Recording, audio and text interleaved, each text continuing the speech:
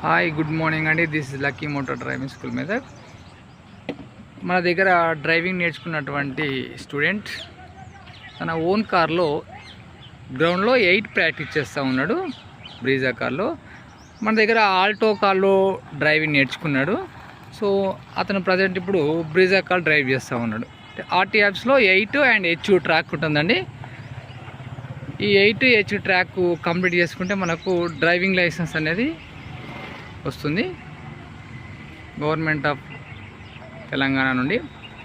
So ఇలా 8 practice చేస్తూ ఉన్నట్టు అండి.